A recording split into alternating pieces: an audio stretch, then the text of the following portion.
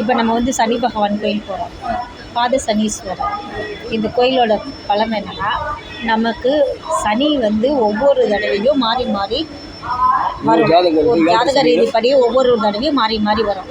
கடைசி வந்து நம்ம வாழ்க்கை முடியும் போது உச்சந்தலையில் ஆரம்பித்த சனி பாதத்தில் வந்து நமக்கு முடியும்.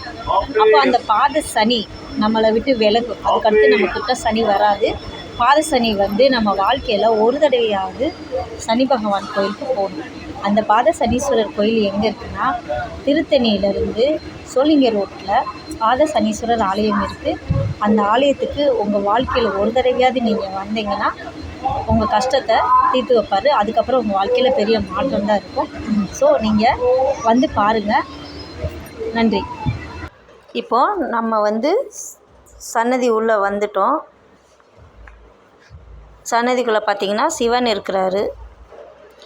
இருக்கிறாரு. இந்த சிவன் பார்த்திங்கன்னா உங்களுக்கு பல்லாயிரம் ஆண்டுகளுக்கு முன்னாடி உருவான சிலை. சிவன் வந்து நமக்கு சொரூப ரூபமாக காட்சி கொடுக்குறாரு. பக்கத்தில் பார்த்திங்கன்னா சிவனுக்கு ஆப்போசிட்டில் வந்து நந்தீஸ்வரர் இருக்கிறாங்க. சிவனோட நந்தீஸ்வரர் வந்து நம்ம என்ன காதில் சொல்கிறோமோ அதை சிவன்கிட்ட சேர்த்து நம்மளுடைய தேவைகளை அந்த நந்தீஸ்வரர் நமக்கு சிவன் காதில் சொல்லி பூர்த்தி செய்கிறாரு. மேலே பாருங்கள் உடுக்கை இருக்குது. இந்த உடுக்கை பாருங்கள் ரொம்ப வித்தியாசமாக இருக்கும். இதிலேருந்து வர ஒலி வந்து நல்லா கலகலன்னு சவுண்டு கேட்கும். அதுக்கடுத்து பார்த்திங்கன்னா சிவன் தலைக்கு மேலே பார்த்திங்கன்னா அந்த அபிஷேகம் பண்ணுறதுக்கான நீர் விடுறதுக்காக ஒரு குடுவை மாதிரி வச்சுருக்குறாங்க. அதில் இவர் தான் நம்ம பாத சனீஸ்வரர். பாருங்கள் எவ்வளோ அழகாக இருக்கிறாருன்னு. செம்பு கலரில் அழகாக மின்றாரு. இந்த சனி பகவான் கோயிலுக்கு ஒரு முறையாவது நீங்கள் போய் பாருங்கள். வாழ்க்கையில் சில மாற்றங்களை கண்டிப்பாக கொடுத்துருக்குறாரு. பல பேரோட அனுபவத்தில் சொல்லியிருக்கிறாங்க. அதையும் நான் கேட்டிருக்கேன். இவரை போய் தரிசனம் செய்யுங்க. திருத்தணி பக்கத்தில் திருத்தணியில் இறங்கி ட்ரெயினில் போய் நீங்கள் திருத்தணி இறங்கிட்டு வெளியில் ஆட்டோக்கார்ட்ட கேட்டிங்கன்னா பாத சனீஸ்வரர் கோயில் போகணுன்னு சொன்னிங்கன்னா அவங்களே உங்கள்கிட்ட வழி சொல்லுவாங்க. இல்லை நீங்கள் ஆட்டோவில் போகணுன்னா நீங்கள் போய் தரிசனம் செய்து திரும்பி வர்ற வரைக்கும் வெயிட் பண்ணி உங்களுக்கு வந்து இறக்கி விடுவாங்க. மறுபடியும் ரயில்வே ஸ்டேஷனில் இறக்கி விடுவாங்க. இந்த பாத சனீஸ்வரர் கோயிலுக்கு வந்து நம்ம கவலைகள் கஷ்டங்கள் தீர்த்து சனி பகவான் அருள் கிடைக்கிறதுக்குன்னா அவங்களே ஒரு எண்ணெய் கொடுக்குறாங்க.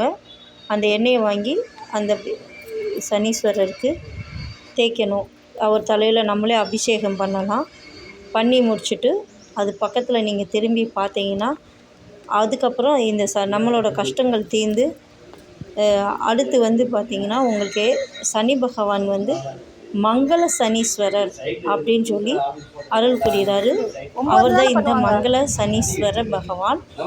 இவர் வந்து பார்த்திங்கன்னா 8 தடவை நீங்கள் ரவுண்ட் பண்ணி அவரை பலம் வந்து சுற்றி மங்களம் கேட்கணும். உங்கள் வாழ்க்கையில் சிறந்த மங்களங்கள் கிடைக்கும். அவரை பார்த்து முடித்ததுக்கப்புறம் தான் வரணும். அங்கேயே பார்த்திங்கன்னா இன்னும் முருகர் இருக்கிறாரு. திரிபுரசுவர்ணி அம்மா இருக்கிறாங்க. இவங்க வாராகி அம்மன் வந்து பார்த்திங்கன்னா இப்போ உள்ள பூஜை காலத்தில் வாராகி அம்மன் பற்றி நிறையா தெரிஞ்சிருக்கும், எல்லாருக்கும் தெரிஞ்சிருக்கும். இருந்தாலும் நான் சொல்கிறேன். அவங்க வந்து தலை வந்து பார்த்திங்கன்னா பன்றி முகம் இருக்கும், உடம்பு வந்து நம்ம மனிதர் முகம் இருக்கும். அந்த மாதிரி 8 கரம் வைத்து நமக்கு காத்தருளும் அம்மா தான் வராகி அம்மன். இந்த வராகி அம்மனுக்கு வந்து பார்த்திங்கன்னா வெள்ளிக்கிழமை தோறும் மஞ்சள் வச்சு விபூதி மஞ்சள் குங்குமம் வச்சு அவங்களுக்கு அபிஷேகம் பண்ணி அந்த மஞ்சள் எடுத்து நம்ம நெத்தியில் வச்சுக்கிட்டோம்னா பல வகை காரியங்கள் வந்து நம்ம எந்த தொழில் பண்ணுறோமோ என்ன இது பண்ணுறதுக்காக போகிறோமோ அது நல்லா சக்ஸஸ் ஆகும். அந்தளவுக்கு வந்து வராகி அம்மனுக்கு ஒரு பலன் இருக்குது. கேட்ட வரம் தர்ற அம்மா. குழந்த மாதிரி என்ன நம்ம எதிர்பார்க்குறோமோ அதை அந்த அம்மா வந்து நமக்கு செய்வாங்க. இவங்களுக்கு வந்து சின்னதாக ஒரு சாக்லேட் வச்சு நம்ம குறைகளை கேட்டால் கூட சொன்னால் கூட அந்த அம்மா வந்து குறைகளுக்கு பதில் சொல்லி நல்ல முறையில் நமக்கு அருள் கொடுப்பாங்க. அந்த மாதிரி ஒரு அற்புதமான தெய்வம் நம்மளுடைய வாராகி அம்மன். இப்போ பார்த்திங்கன்னா பாபா இருக்கிறாரு. நம்மளுடைய அப்பா பாபா நம்ம பேசும் கடவுள் அவர். நம்ம அவர்கிட்ட என்ன வேணுனாலும் பாபா பற்றி சொல்லணும்னு அவசியம் இல்லை. என்ன கேட்டாலும் நமக்கு கொடுக்குறவர் நம்மளோட தந்தை பாபாவும் அந்த கோயிலில் இருக்கிறாங்க. இப்போ பாருங்கள், நம்மளோட முருகர் இருக்கிறார் பார்த்திங்களா. முருகர் வேலும் மயிலும் துணைன்னு நம்மளோட முருகரும் நமக்காக அருள் புரிகிறாரு. துதிப்போர்க்கு வல்வினை போம் துன்பம் போம், நெஞ்சில் பழித்தோர்க்கு செல்வம் பழித்து கதிர்த்தோங்கும், நிஷ்டையும் கைகூடும் நீமலனருள் கந்த சஷ்டி கவசந்தனை அமரரிடர் தீர அமரம் புரிந்த குமரனடி நெஞ்சே குறி. ஓம் சரவண பவ.